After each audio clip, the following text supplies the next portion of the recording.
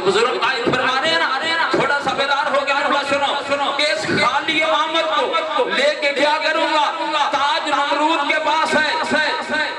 نہیں ایسے تو میں بھی پڑھنے کا عادی نہیں ہوں، آپ بولیں گے تو بات آگے بڑھے گی۔ کہا تاج نمرود کے پاس ہے، تخت نمرود کے پاس ہے، سلطنت نمرود کے پاس ہے، مال دنیا نمرود کے پاس ہے۔ پالنے والے میں نے تیری راہ میں قربانیاں دی، تو نے مجھے امام بنایا، اس خالی امامت کو لے کے کیا کروں؟ خدا کی قسم ابراہیم نے یہ نہیں کہا، اس لیے خلیل خدا ہے، بہت بڑا نبی ہے، تمام نبیوں کا سردار نبی ہے، اتنا جانتا ہے، اتنا جانتا ہے، حکومت اور شے ہے، امامت اور شے ہے۔ ہے نا توجہ؟ ہے نا توجہ؟ نبی خدا ہے نا، خلیل خدا ہے، جانتا ہے حکومت اور ہے، امامت اور ہے۔ اچھا کہا جاؤ، ہم نے تمہیں انسانوں کا امام بنا دیا۔ اب ابراہیم نے کہا اے پروردگار، قالا ومن ذریتی، پروردگار یہ عہدہ امامت کیا میری ذریت میں دے گا؟ کیا میری ذریت میں بھی امام بنائے گا؟ ہاں ابراہیم، ہم تمہاری ذریت میں بھی امام بنائیں گے، مگر کسی ظالم کو یہ عہدہ امامت نہیں دیں گے، کسی ظالم کو امام نہیں بنائیں گے۔ اب پوچھو مجھ سے کہ ظالم کون ہے؟ بھی ظلم کی دو تعریفیں ہیں، ایک ہے معاشرے کا ظالم، توجہ خدا کے لیے توجہ، ابھی چند لمحات ہیں جس میں اپنی بات کو مکمل کرنا چاہ رہا ہوں۔ ایک ہے معاشرے کا ظالم، قاتل ہے تو ظالم ہے، راہ میں کھڑے ہو کے لوٹنے والا ظالم ہے، کسی کا حق غصب کرنے والا ظالم ہے، یتیم کا مال کھانے والا ظالم ہے، یہ ہے معاشرے کا ظالم۔ بہت ساری میرے پاس دلائل ہے، سامنے وقت میں گنجائش نہیں ہے۔ اور ایک ہے قرآن کا ظالم۔ قرآن کا ظالم کون ہے؟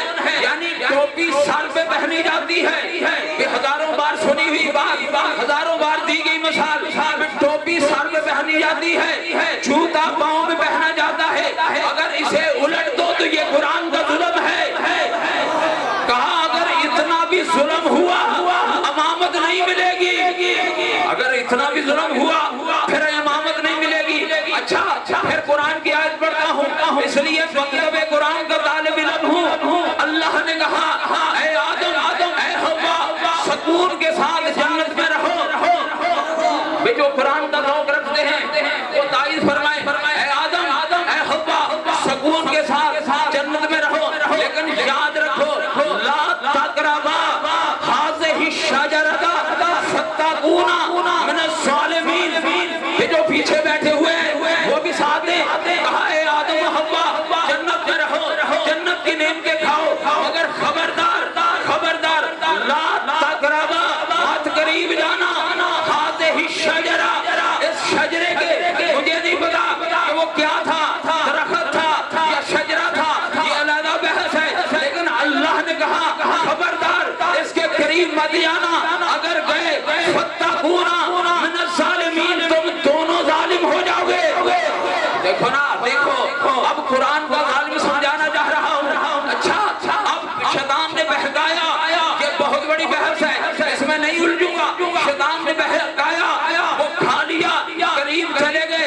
اللہ نے کہا اخرج، نکل جاؤ میری جنت سے۔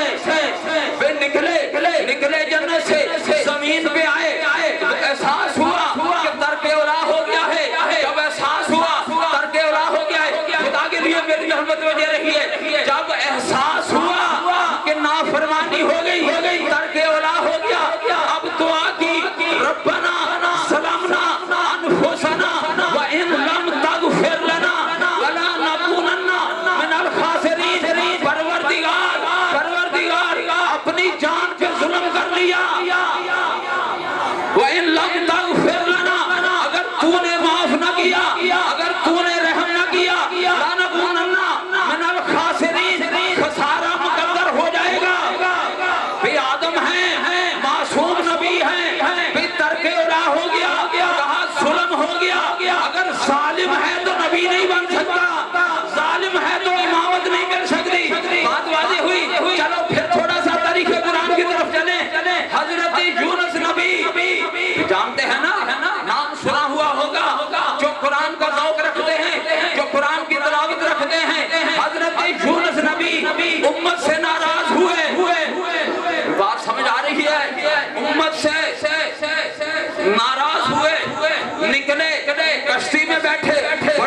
واقعات ہیں، چند جملوں میں سمیٹ رہا ہوں۔ کشتی میں داخل ہوئے اور دریا میں چھلانگ لگا دی، مچھلی کے پیٹ میں چلے گئے۔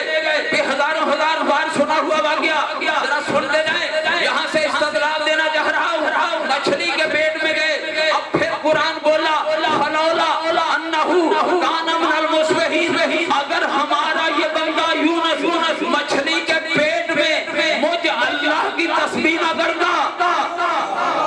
خدا کے لیے تھوڑا سا بول کے ساتھ دو، تھوڑا سا بول کے ساتھ دو۔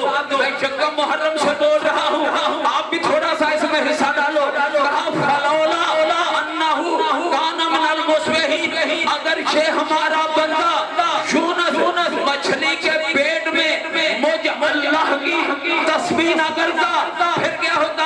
پھر قرآن کہتا ہے لا لابث فی بطنہ، ہم یونس کو مچھلی کے پیٹ میں رہنے دیتے کب تک؟ الی یوم یبعثون، قیامت کے دن تک۔ یعنی پانی میں مچھلی زندہ رہتی، مچھلی کے پیٹ میں نبی زندہ رہتا۔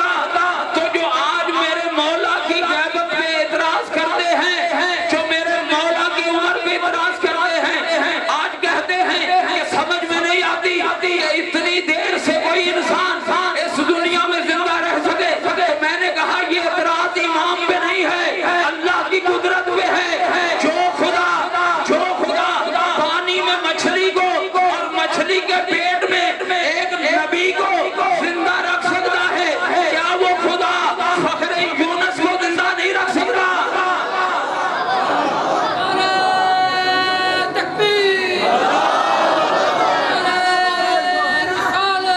یا رسول اللہ، ہاتھ بلند کر دے حیدری، سلامت رہو، آباد و شاد رہو۔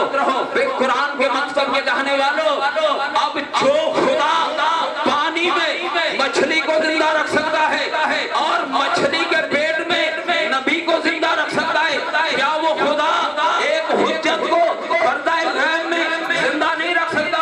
اچھا، تو جو تسبیح کی یونس نے، بات ختم ہوگی میری، جو تسبیح یونس تھی وہ کیا تھی؟ آپ ہر روز پڑھتے ہیں لا الہ الا انت سبحانک انی کنت من الظالمین، پروردگار کوئی معبود نہیں ہے الا سوائے تیرے، میں نے اپنے نفس سے ظلم کیا اور میں نے اگر تو نے معاف نہ کیا بات ہے تو میں خسارہ اٹھانے والے میں ہو جاؤں۔ آدم نے کہا مجھ سے ظلم ہوا، یونس نے کہا مجھ سے ظلم ہوا، اگر ظلم ہوا ہے تو امامت نہیں ملے گی، ہے نا؟ اگر ظلم ہوا ہے تو امام نہیں۔ تو جب آدم جیسا نبی، یونس جیسا نبی اگر ظلم ہو جائے تو امام نہیں بن سکتا، تو پھر عرب کے جاہلوں کو کس نے امام بنا دیا؟ بات واضح ہوئی، بات تھوڑی سی واضح ہوئی کہ امامت بننے کے لیے پھر ظلم سے بچنا پڑتا ہے۔ تو جس کے گھر والے ظلم سے نہ بچے وہ امام کیسے بن گئے؟ جس کے دروں سے دنیا نہ بچی، جس کے تازیانوں سے دنیا نہ بچی، وہ اس امت کے امام کیسے بن گئے؟ ہے نا بات؟ تو بس اسی پہ بات کو روکتا ہوں، دامنے وقت میں رونے والوں اور سرداروں گنجائش نہیں ہے، ورنہ یہ وہ موضوع ہے جس پہ اشرے پڑے جاتے ہیں، یہ وہ مسالے ہیں جہاں سینکڑوں گفتگو ہو سکتی ہیں، کیونکہ یہ مکتب قرآن کا طالب علم ہے اور پھر قرآن پڑھتا ہوا تھکتا نہیں ہے۔ تو اب زمانے کو بتانا چاہتا ہوں، آج عاشور کا دن ہے، آج محمد کو اس کے نواسے کا پرسہ دینے کا دن ہے، آج کچھ بیان اور خطاب کرنے کا دن نہیں ہے، آج کا دن مصائب کا محتاج نہیں ہے۔ اجرکم اللہ، اجرکم اللہ، رونے والوں آج کا دن کسی پڑھنے والے کا محتاج نہیں ہے۔ آج میں سوال کرتا ہوں، میں کہتا ہوں اے کائنات کے رسول، اس عزا خانے میں موجود مومنین و مومنات سے آ کے اپنے نواسے کا پرسہ لیجئے۔ ہاتھ باندھ کے کہتا ہوں اے بکھیا والی بی بی، ذرا چل کے آ کے دیکھ یہ 10 دن سے تیرے بیٹے کو کیسے پرسہ دے رہے ہیں، تیرے بیٹے کا کیسے غم منا رہے ہیں۔ اے زمانے کا حجت امام، تیرا انتظار کرنے والے بیٹھے ہوئے ہیں، آگے ان سے اپنے جد کا پرسہ وصول کر لیجئے۔ عزادارو آج محرم کی 10 ہو گئی ہے، چند لمحوں کا مہمان رہ گیا ہے حسین، چند لمحوں کا مہمان رہ گیا ہے سکینہ کا بابا، چند لمحوں کا مہمان رہ گیا ہے زینب کا بھیا۔ اللہ اکبر، اللہ اکبر۔ رونے والوں آرام آرام سے مصائب سنو، مجھے کوئی جلدی نہیں ہے، بڑی جلدی کی تھی قوم اشقیاء نے جو کہہ رہے تھے جلدی مار دو، ہماری نماز کا وقت قریب ہے، ہم نے جمعہ پڑھنا ہے، لیکن میں کہتا ہوں مجھے آرام آرام سے مصائب پڑھنے دیجئے۔ عزادارو عاشور کا دن آ گیا، کربلا کی سرزمین پہ میرا آقا حسین کیسے بیٹھا ہے، سر سے پاؤں تک زخمی ہے۔ اجرکم اللہ، اجرکم اللہ۔ میرا آقا حسین سر سے پاؤں تک زخمی ہے۔ پوچھا گیا تھا مدینے میں آقا سجاد سے آپ کے بابا پہ کتنے زخم تھے، ایک ہاتھ میں انگوٹھی تھی عقیق کی، امام نے فرمایا اس انگوٹھی کے نگینے کو دیکھو، میرے بابا کے جسم پر اتنی جگہ بھی ایسی نہیں تھی جہاں پر کوئی زخم نہیں تھا۔ عزادارو ابھی رات گزری ہے نا، میں نے صحابہ سے روایت سنی ہے، آدھی رات کا وقت تھا، ہر صحابی اپنے خیمے کے اندر عبادت میں مشغول ہوا، ہر صحابی نے یہ طے کیا باری باری حسین کے خیمے کی حفاظت کریں گے، حسین کی حفاظت کریں گے۔ عزادارو قریر حمدانی روایت کرتے ہیں جب میں اپنے خیمے سے نکلا حسین کی حفاظت کے لیے، میں وہاں آ کے تلوار نکالی، حسین کی حفاظت کرنے لگا، اتنے میں خیمے کا پردہ اٹھا، حسین باہر آئے، میدان کی طرف چلنا شروع کیا، ایک مقام پہ میرا آقا آگے بیٹھ گیا، روتے بھی رہو، پرسہ بھی وصول کرتے رہو، جملے وصول کرو، یوں ہی آقا ایک مقام پہ بیٹھے، اب میں نے ہاتھ باندھ کے کہا، قریر حمدانی کہتے ہیں میں ہاتھ باندھ کے کہا مولا یہ کون سی جگہ ہے، کہا اے قریر حمدانی اس جگہ پہ میرے قاسم، میرے یتیم قاسم کے ٹکڑے ہوں گے۔ وہاں سے آقا چلے، ایک مقام پہ کلیجے کو پکڑ کے بیٹھ گئے، قریر نے کہا مولا یہ کون سی جگہ ہے، کہا یہ وہ جگہ ہے جہاں میرے کڑیل جوان کو برچھی لگے گی۔ اللہ اکبر، اللہ اکبر۔ روتے بھی آئے، سنتے بھی آئے، وہاں سے اٹھے، ایک مقام پہ بیٹھے، حسین کے گریے کی آواز بلند ہو گئی، میں نے ہاتھ باندھ کے کہا مولا ایسے لگ رہا ہے جیسے اسی جگہ میں کوئی کنکر نہیں ہے، کوئی پتھر نہیں ہے، کسی نے اس جگہ کو صاف کر دیا ہے۔ کہا قریر حمدانی اپنی آنکھوں پہ ہاتھ رکھ لو، محمد کی بیٹی میری ماں اس مقام پہ موجود ہے، وہ جگہ صاف کر رہی ہے، یہ وہی جگہ ہے جہاں اس کا حسین بھاگتے ہوئے گھوڑے کی زین سے زمین پہ آئے گا۔ میں نے ہاتھ جوڑ کے کہا اے محمد کی بیٹی، اے زخمی پہلو والی بیٹی، آج تو اس جگہ کو صاف کر رہی ہو، کہیں میرے حسین کے نازک جسم پر کوئی کنکر نہ لگ جائے، کوئی پتھر نہ لگ جائے، ابھی تو کنکروں سے بچا رہی ہو نا، ابھی نیزے لگیں گے، ابھی تازیانے لگیں گے، ابھی تلواریں لگیں گی، ابھی بھاگتے ہوئے گھوڑے سے حسین گریں گے۔ عزادارو بس، عزادارو بس، حسین واپس آئے، رات گزر گئی، آذان علی اکبر ہو گئی، تو جو مصیبت آذان سے شروع ہوئی تھی، عزادارو ابھی تھوڑی دیر کے بعد اس کا اہتمام ہونے والا ہے۔ فیصل آباد میں عشرہ محرم پڑھ رہا تھا، میں نے عاشور کی مجلس میں یہ جملہ کہا کہ جو مصیبت، جو قربانی، جو شہادت علی اکبر کی اذان سے شروع ہوئی تھی، وہ حسین کی شہادت پہ ختم ہو گئی۔ ایک ضعیف اٹھ کے کھڑا ہوا، اس نے کہا فضل کاظمی ایسا نہ کہہ۔ میں نے کہا پھر کیا کہوں؟ کہا جو مصیبتیں علی اکبر کی اذان سے شروع ہوئی وہ زینب کی چادر پہ ختم ہوں گی، وہ خیمے جلیں گے تو ختم ہوں گی، سکینہ کے کرتے کو آگ لگے گی تو ختم ہوں گی، سکینہ کو تماچے لگے گے، ماتم کرو نا، ماتم کر کے بطول کو برسا دو، ماتم کر کے سکینہ کو بابا کو برسا دو۔ رونے والوں شہید چلے گئے، بریر کی شہادت ہو گئی، مسلم مارے گئے، حبیب دنیا سے چلے گئے، علی اکبر کو برچھی لگ گئی، قاسم کا لاشا پامال ہو گیا، اونو محمد کے لاشے آ گئے۔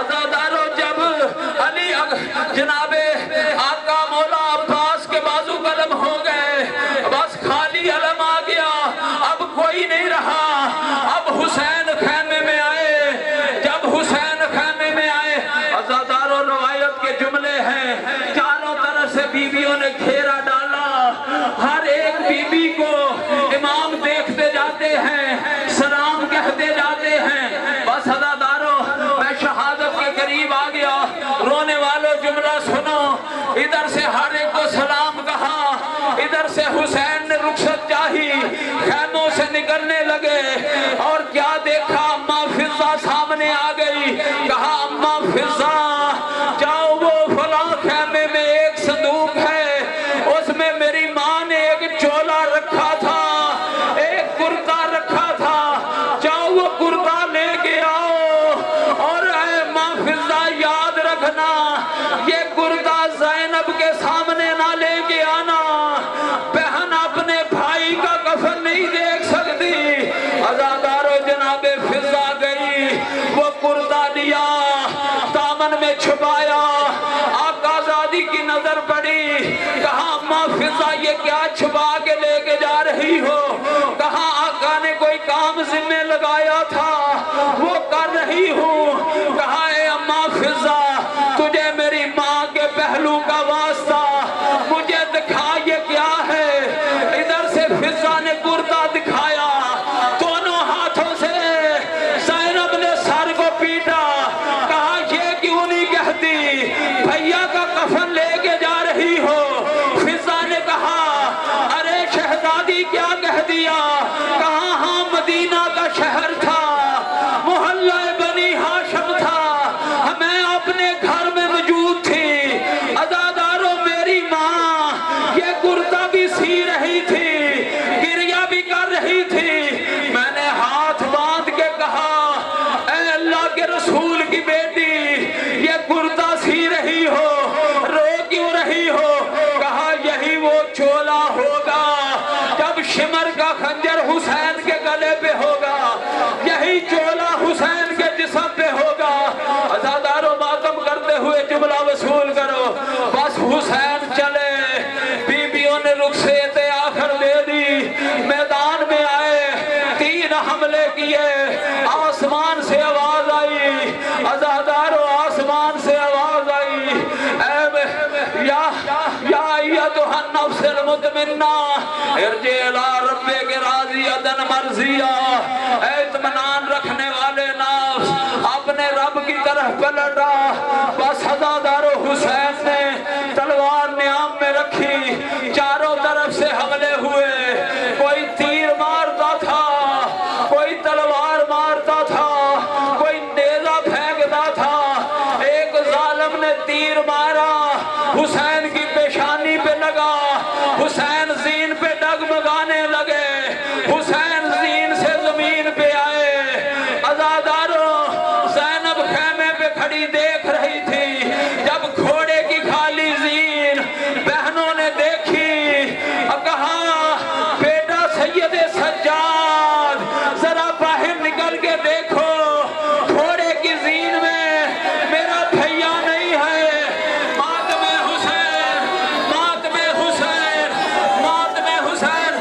عزادارو آ گیا نا خالی زین لے کے مرتجل، جب آ گیا خالی زین لے کے مرتجل، کہا زین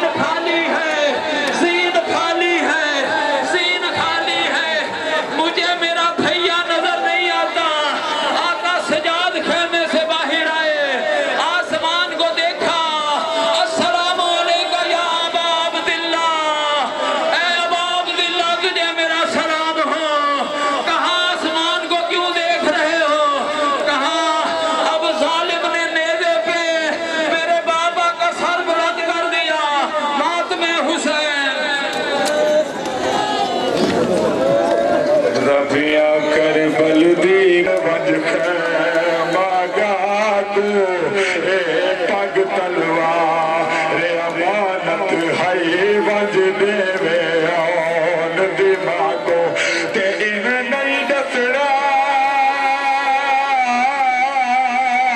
جیویں میں لکھا ہو میری بیوہ تھی کبرا کو آنکھیں نال آرام لہایا آیا وہ بچ بل دے پیو سورا کو ازادار و شمر نہیں مولا حسین سے کول آیا ہے کتنا ظالم ہاں ازادار و ایلین مولا حسین سے گلتے ضرب ماری ہے کہ شاعر قلم چاہے وہ بند لکھی ہے او آدھے کتاب قاتل خنجار دامو زخمی تے مقتول دے کول کھلو کے ظالم آدھے جے مان ہی بھی ساڑھ غازی کو تیرے قتل کو آن کے روکے وہ بیادی کو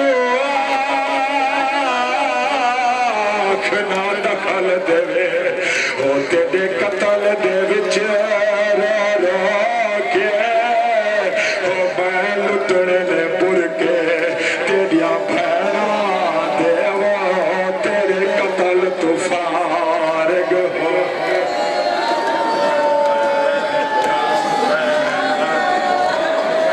پردہ پیا بہو قاتل گزرے جڑا جھڑکا دے پوچھدا ہو تیرا کن مظلوم خیال ہو جے ملنا چاہتا ہے دھی اپنی کو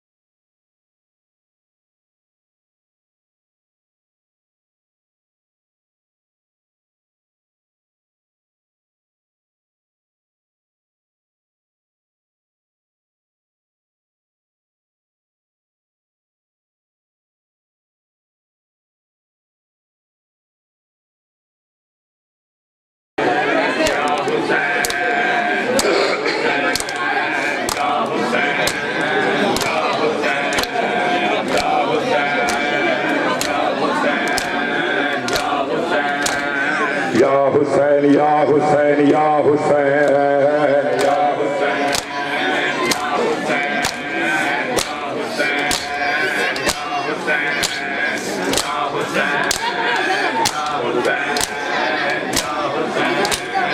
یا حسین